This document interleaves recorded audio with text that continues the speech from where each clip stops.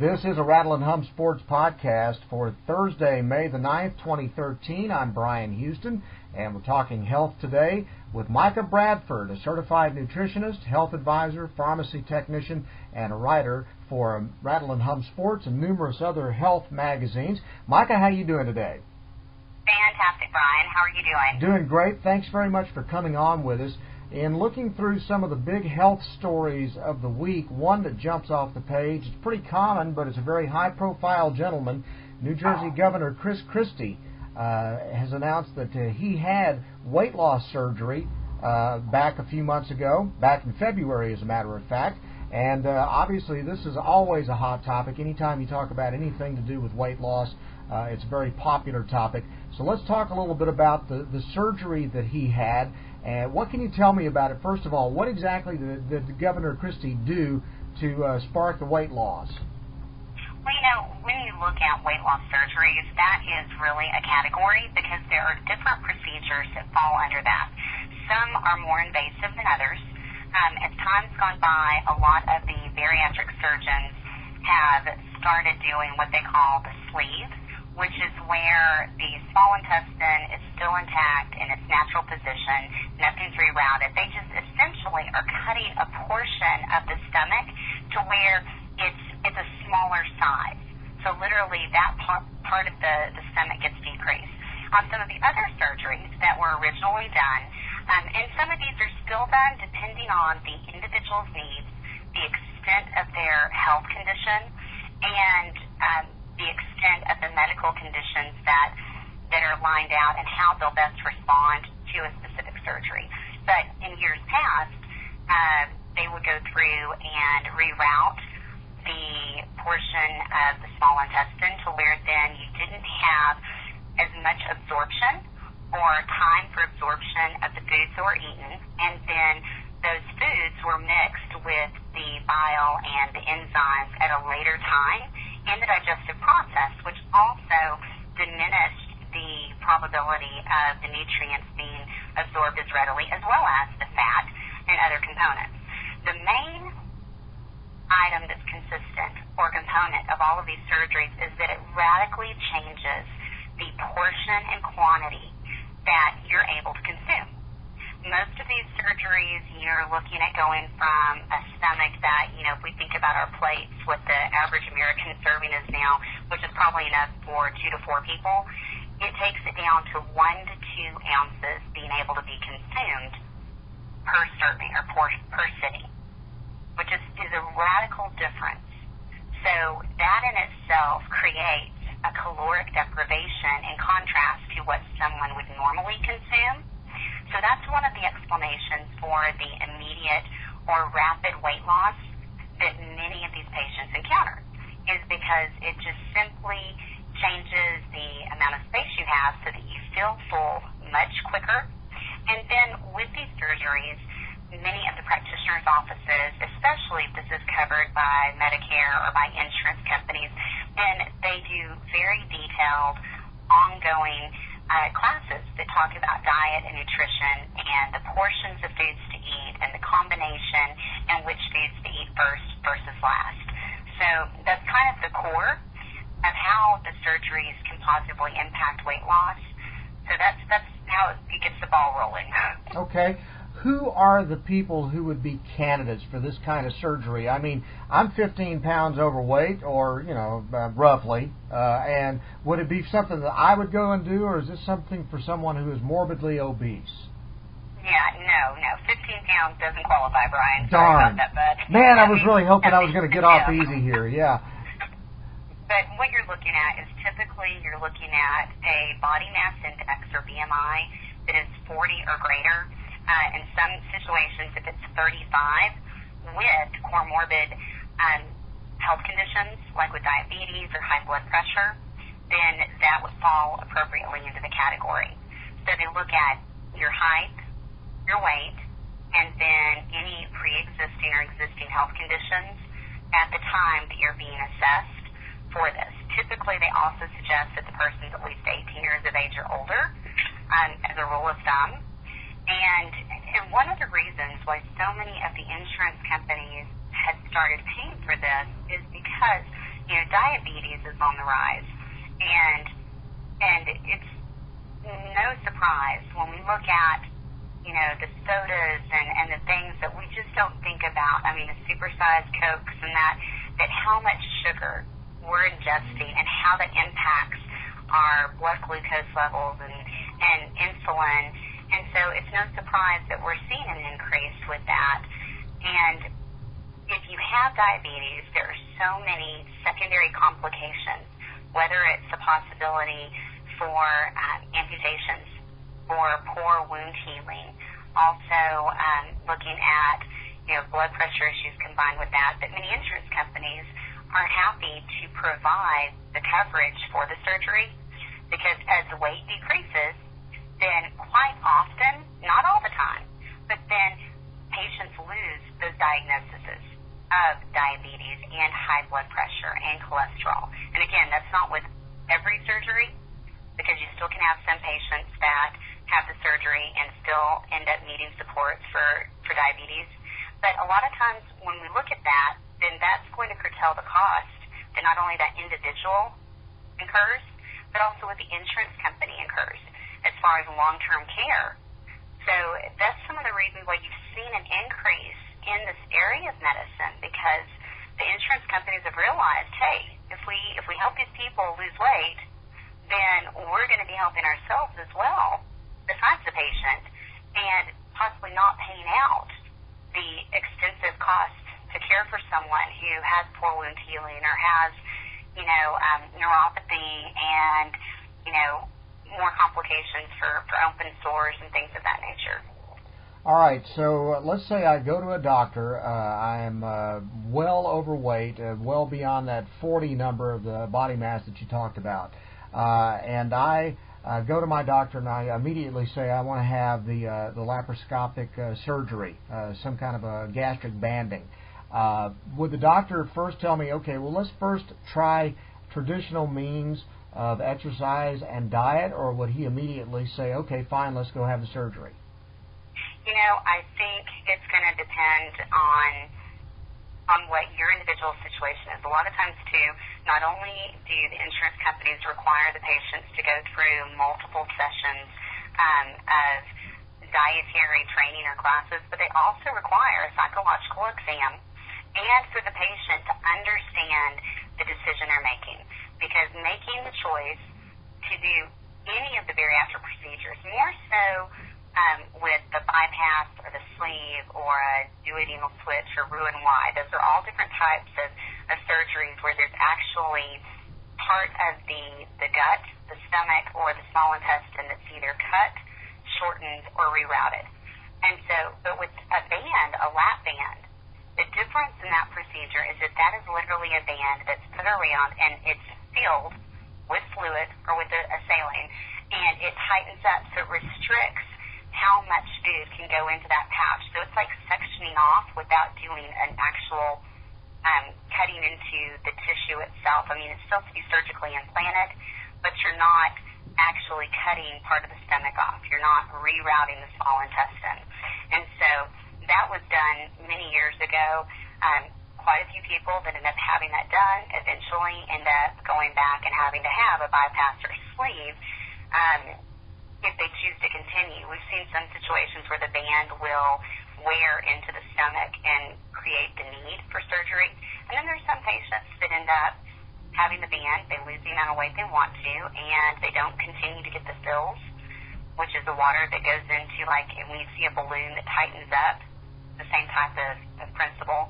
But when you look at that, it really is going to depend on where that person is in their life, and they have to plan for it too. Because when you have the surgery, I mean, there's a definite transition afterwards with how much time you need to be off work as far as depending on the procedure and how you respond to the procedure. Are you going to be someone who can keep the liquids down easily, that is going to be able to be consistent with the supplements, that is going to heal rapidly? There are a lot of variables. Okay. I've had friends and family members who have had this type of surgery. And the one thing that I've seen that has been a little disappointing is that there is no guarantee that when you lose that immediate amount of weight that it's going to stay off. There seems to be a way that you can get around this to where you can be back in the same shape you were in before you had the surgery, correct? Absolutely. And that's unfortunately not uncommon either, because, this truly is a lifestyle change. And what's hard is, even for so many of us, it's hard to get into the routine. I recently started going back to the gym twice a week, no matter what. Even if I got there at 8:30 at night, it didn't matter. I mean, I've got 2 days that come, heck or high water, that I'm going to be there, and that's my commitment to myself. But whenever you do bariatric surgery, even though you don't realize it, all those times where maybe it was hard to do portion control or to be consistent with supplementation, that surgery forces you into that by default, because your portions are automatically smaller, and it requires ongoing dietary supplementation. And that's critical, because so many patients, they lose some weight, they feel good, and they think, I'm great. I don't really have to worry about that a year down the road. And then what kind of starts to happen is that if you're not careful and you're not mindful, even though you can't eat a lot at first, you choose the wrong foods for the little bit that you can't eat. And then it adds up to a little bit more food. So those pouches that are made small can actually be stretched out again. So it's just like any tissue, just like the stomach. We can sit there and all of us can overeat and stuff ourselves like at Thanksgiving. If we did that consistently, we would be able to stretch out our stomach a little more and a little more to where we don't naturally feel full or satiated, which is one of the things that happens when they do the different bariatric surgeries, is it makes that area small so that you feel full really quick. Mm-hmm. So that can happen. And it's something that it is a commitment when you make the choice to do the surgery to not just change the amount of food you eat, but to change the kind of foods you eat, and really still look at portions and portion control. And then it is about not only that, but exercise and trying to straighten out your lifestyle so that you don't end up in the same situation you were in before you had the surgery. Absolutely, and we've got some wonderful examples of amazing people that lost hundreds of pounds, that made the decision to have some form of bariatric surgery, and were extremely deliberate with the foods they picked. They were consistent with their supplementation plan, who 15 years later, they're working out the gym, look like rock stars, they're healthy. So they took the surgery for what it was meant to be. It was meant to be a pivot point to give them the opportunity in a different way, as a platform to lose the weight quicker and to help with supporting their health overall. But then they got in the driver's seat and took control. And after they got to that point, while they're going through the process, they maintained it and realized that it was a commitment about moving forward. Okay. Now, talk about some of the negatives of this. Are there some downsides to this? Is there things that we need to be aware of as we consider an option like this when we get ready to lose weight? Yes, absolutely. When you look at, there's always, in any surgery, any procedure, there's always the what if or this can happen. And I've had clients that I've worked with that have had a very difficult time in eating afterwards, that trying to go from a liquid, because the process of a bariatric surgery is typically you're on a clear liquid or very thin liquid diet for 2 to 4 weeks. Then you go to a soft food diet, and then that transitions into a regular food, typical diet. And through that transition process, different things can occur, as well as depending on the type of surgery and the procedure that was done. But the foods that are chosen, some individuals have difficulties where they struggle to get past the liquid stage, or for whatever reason, they may not be able to keep the liquids down as well.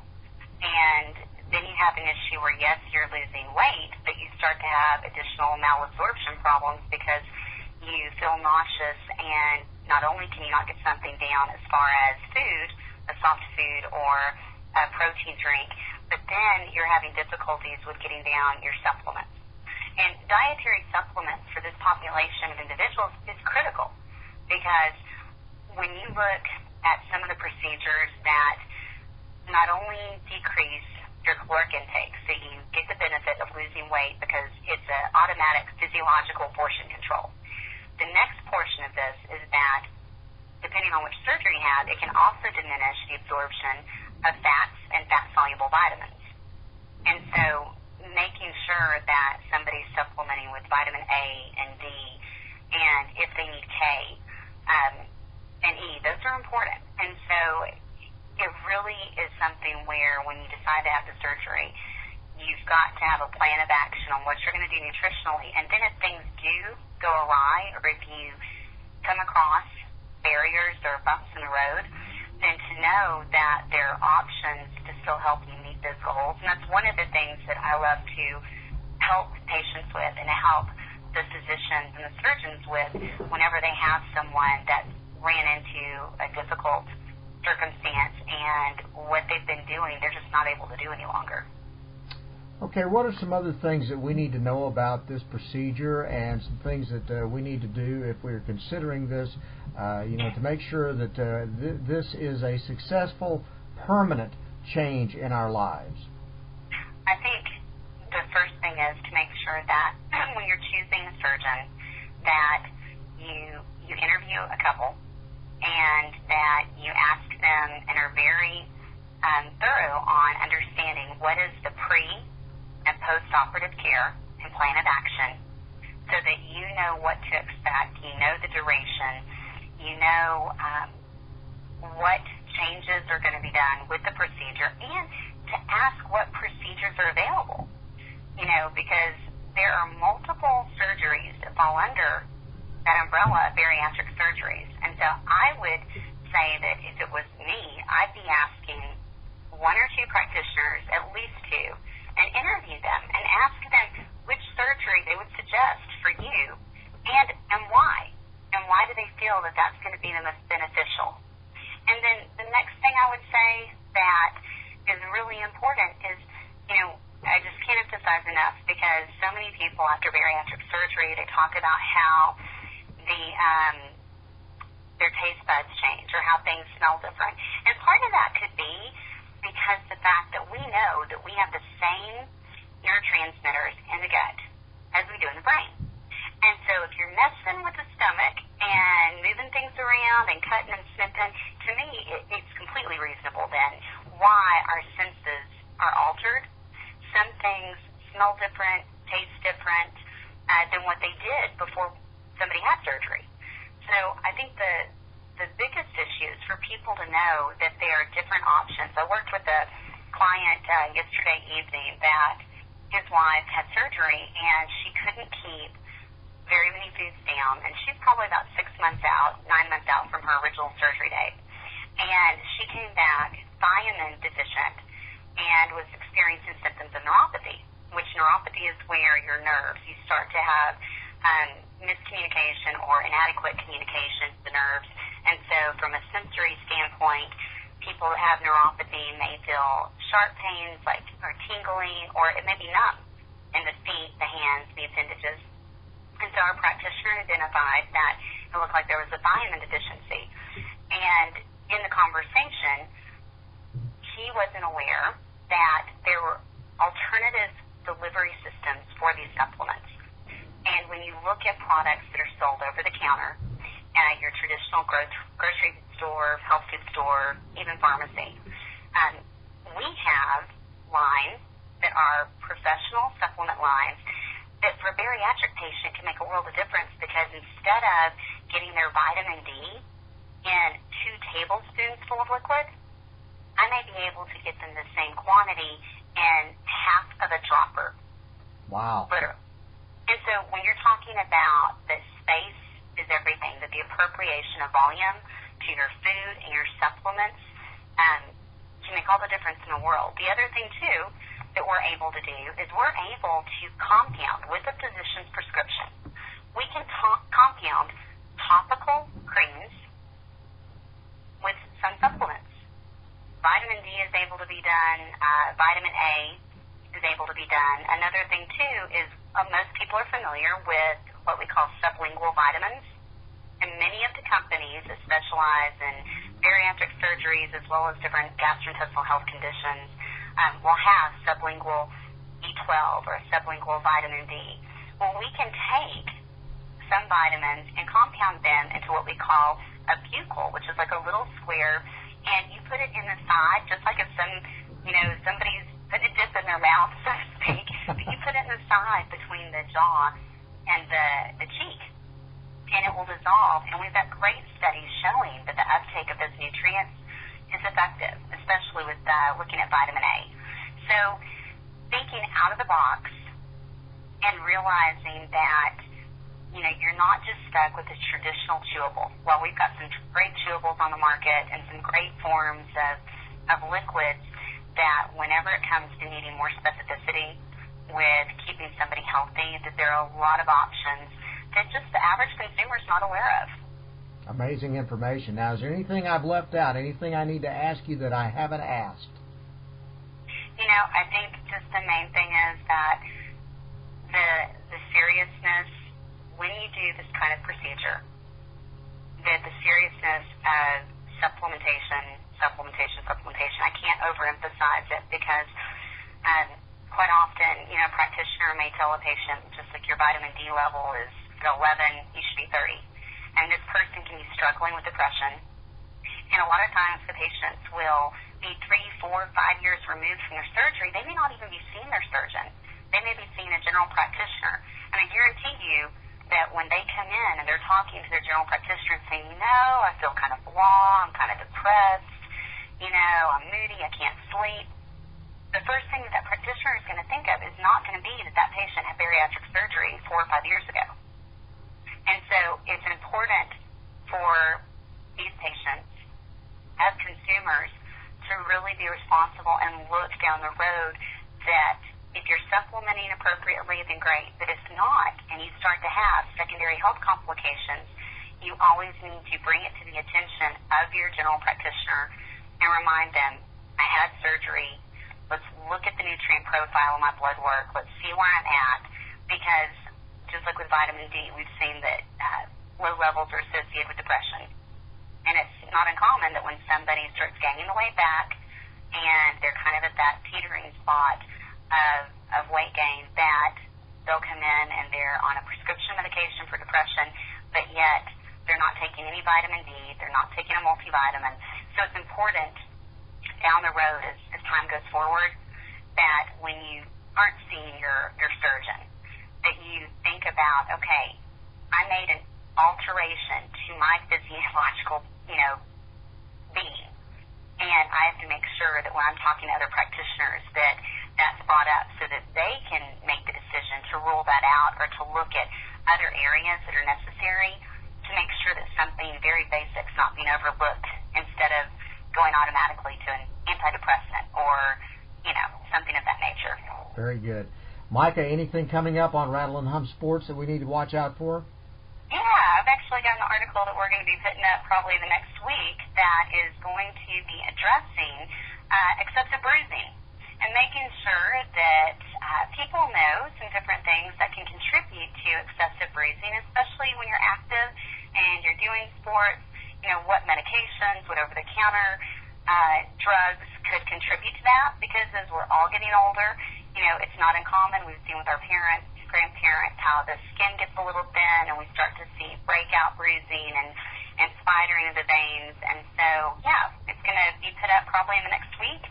And it's a pretty good piece. It's something everybody should take a look at, because when you look at medications and health conditions and even over-the-counter drugs, it's something that can contribute to excessive bruising. And if you're an active person, you want to stay on top of that. Very good. Mika, we really do appreciate talking to you today. Thank you so much. Absolutely, Bryan. You take care and look forward to doing this again. Mika Bradford, the certified nutritionist, health advisor, pharmacy technician, and writer for Rattle and Hum Sports. talking again about bariatric surgery and things to look forward to on Rattle and Hum Sports. This is a Rattle and Hum Sports podcast. I'm Bryan Houston. Thanks very much for listening, and we hope we'll hear from you next time.